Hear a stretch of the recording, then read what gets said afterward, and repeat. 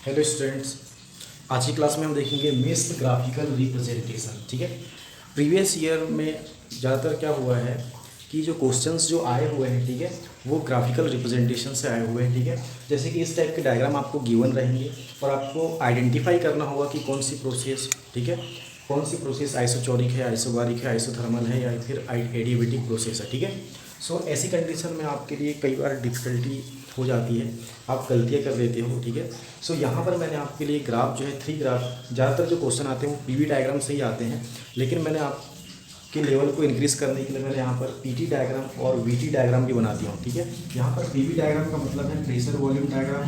ठीक है, PT diagram का मतलब है यहाँ पर प्रेशर टेम्परेचर डायग्राम और वीटी डायग्राम का मतलब यहाँ पर है वॉल्यूम और टेम्परेचर डायग्राम। ठीक है, सो हम आज की क्लास में देखेंगे, पहला डायग्राम देखते हैं। ठीक है, पीवी डायग्राम। सो यहाँ पर ये जो ग्राफ में दिए हुए हैं कि 1 2 3 4 ये अलग अलग टाइप के प्रोसेस है। सो आपको आइडेंटिफाई करना है कि कौन सा ग्राफ जो है किस प्रोसेस को रिप्रेजेंट कर रहा है। तो सबसे पहले मैं आपको एक रूल बता देता हूँ पीवी डायग्राम के लिए। एक फॉर्मूला होता है P V raise to n is equal to constant for polytropic process. ठीक है, अभी तक आपने एडियाबेटिक प्रोसेस के आगे कोई प्रोसेस नहीं पढ़े हैं, लेकिन फिफ्थ टाइप की जो प्रोसेस होती है वो होती है पॉलीट्रॉपिक प्रोसेस। ठीक है, इसी में हम n इज इक्वल टू जब 0 रखते हैं, n इज इक्वल टू 1 रखते हैं, n is equal to 1.4 and n is equal to infinity जब रखते हैं, जब हम इसमें n इज इक्वल टू 0 रख देंगे तो वो प्रोसेस हो जाएगी p is equal to constant, मतलब कॉन्स्टेंट प्रेशर प्रोसेस।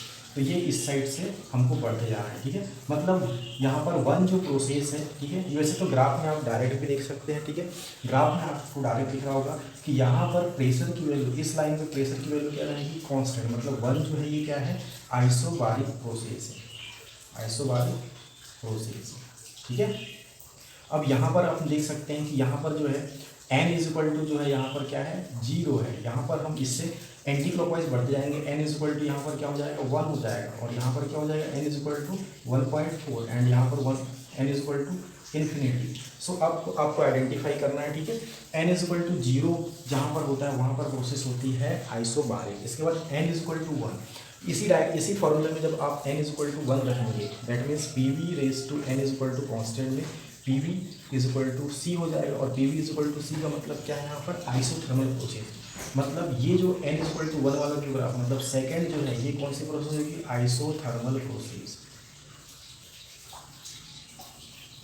इसके बाद हम बात करते हैं, अब आगे बढ़ते जाएंगे। सो इसके बाद जो है n की वैल्यू कितनी हो जाएगी, n is equal to gamma, that means n is equal to 1.4, क्योंकि गामा की जो वैल्यू होती है 1.4। ठीक है, सो अगर हम बात करें यहाँ पर n is equal to gamma रख दें, सो फॉर्मूला हो जाएगा हमारा P V raise to gamma is equal to constant और गामा की वैल्यू होती है 1.4। सो यहाँ पर जो थर्ड प्रोसेस आपको दिख रही है ये प्रोसेस है एडियाबेटिक प्रोसेस। ठीक है, एडियाबेटिक प्रोसेस। इसके बाद हम फोर्थ प्रोसेस की बात करेंगे। तो फोर्थ प्रोसेस में n is equal to infinity होता है, that means v is equal to constant आ जाएगा इस रिलेशन को अगर हम सॉल्व करेंगे तो। ठीक है, अब यहाँ पर वैसे तो डायरेक्ट दिख रहा है, ठीक है, कांस्टेंट प्रेशर और कांस्टेंट वॉल्यूम प्रोसेस को पीवी डायग्राम में आइडेंटिफाई करना बिल्कुल ही आसान है।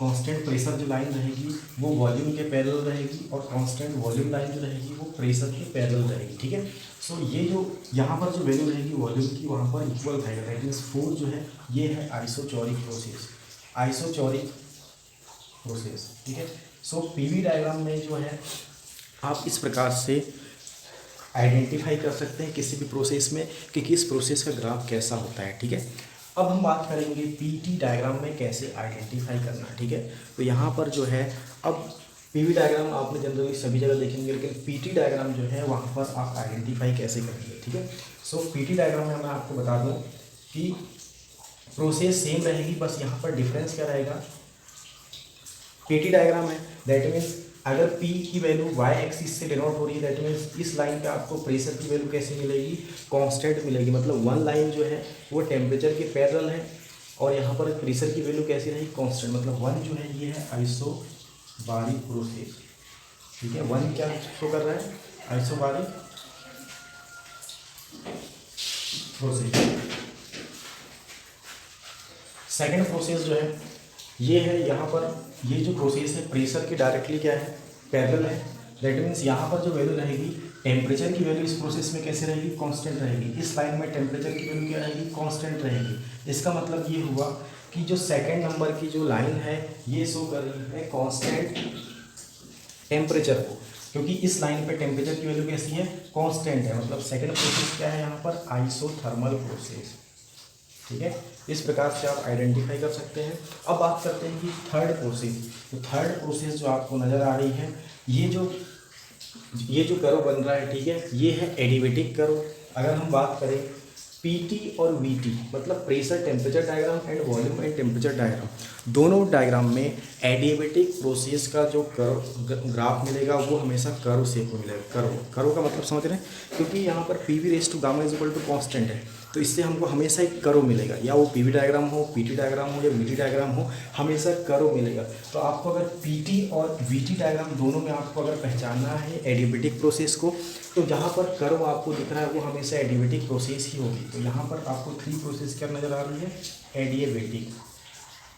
इसके बाद हम बात करेंगे 4 नंबर की प्रोसेस। तो आपको पता है कि P और T, यहाँ देख रहे हैं कि जैसे जैसे P की वैल्यू चेंज होगी V भी मतलब T की वैल्यू भी चेंज होगी। मतलब यहाँ पर वॉल्यूम कांस्टेंट है 4 प्रोसेस में। क्यों, अगर आपने देखा होगा, अगर आपने ओम्स लॉ पढ़ा होगा, ठीक है, तो ओम्स लॉ के अकॉर्डिंग पोटेंशियल जो है वो इलेक्ट्रिसिटी या इलेक्ट्रिक करंट के प्रोपोर्शनल होता है। तो वहाँ आपको ग्राफ मिलता है इस टाइप से, ठीक है, मतलब वोल्टेज की वैल्यू जिस टाइप से चेंज होती है करंट की वैल्यू के रिस्पेक्ट में, ठीक है, उसी टाइप से यहाँ हम बात करें। अगर प्रेशर और टेम्परेचर, प्रेशर की वैल्यू जैसे जैसे चेंज होगी टेम्परेचर की वैल्यू चेंज होगी, मतलब इसका मतलब ये हो P प्रोपोर्शनल टू T, और P प्रोपोर्शनल टू T कब होता है, एट कांस्टेंट वॉल्यूम। ठीक है, तो 4 लाइन क्या शो कर रही है यहाँ पर, 4 लाइन में जो ग्राफ आपको दिख रहा है वो है कांस्टेंट वॉल्यूम का। दैट मीन्स ये है आइसोचोरिक प्रोसेस। ठीक है, सो 4th नंबर की प्रोसेस क्या है, आइसोचोरिक। ठीक है, कैसे आइडेंटिफाई किया इसको हमने, क्योंकि प्रेशर की वैल्यू जैसे जैसे चेंज हो रही है टेम्परेचर की वैल्यू भी चेंज हो रही है। ठीक है, और वॉल्यूम कैसा रहेगा इस कंडीशन में, कांस्टेंट। ठीक है, इसके बाद हम बात करेंगे लास्ट है वीटी डायग्राम। तो डायरेक्ट आपको दिख रहा होगा इस लाइन पे वॉल्यूम की वैल्यू चेंज नहीं होगी। ठीक है, क्योंकि यहाँ जितने भी वॉल्यूम की, क्योंकि टेम्परेचर से पैरेलल यहाँ दिख रहा है, इस लाइन पे वॉल्यूम की वैल्यू कैसे रहेगी, कांस्टेंट। मतलब जो 1 नंबर की जो प्रोसेस आपको दिख रही है, ठीक है, वो रहेगी आइसोचोरिक प्रोसेस। तो हम डायरेक्ट लिख देते हैं आइसोचोरिक प्रोसेस। क्यों रहेगी आइसोचोरिक प्रोसेस, क्योंकि इस लाइन में वॉल्यूम की वैल्यू हमेशा कांस्टेंट मिलेगी। इसके बाद टेम्परेचर का रिलेशन डायरेक्ट देख सकते हैं। 3 जो कर्व है, इस 3 कर्व में हम बोल सकते हैं कि टेम्परेचर की वैल्यू कैसे रहेगी, कांस्टेंट। मतलब 3 जो दिख रहा है आपको ग्राफ में, ये है आइसोथर्मल प्रोसेस। ठीक है, अभी मैंने जस्ट आपको एक रूल बताया था कि पीटी और वीटी डायग्राम में दोनों में जो कर्व मिलता है वो हमेशा एडिएबेटिक प्रोसेस का है। ठीक है, ये आपको याद रखना है। ठीक है, सो ये यहाँ पर 4 लाइन, यहाँ पर 3 में कर्व था, यहाँ पर कहाँ कर्व है, 2 पे, तो ये कर्व हमेशा किसका रहेगा, एडिएबेटिक प्रोसेस का, एडिएबेटिक प्रोसेस।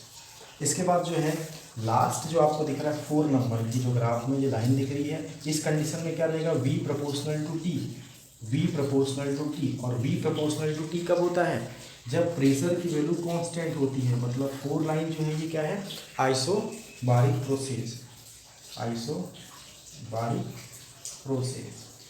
ठीक है, तो यहाँ पर आपको जो 3 डायग्राम है, ठीक है, PV diagram, PT diagram, VT diagram जो है आपको समझ में आ गया होगा। ठीक है ना।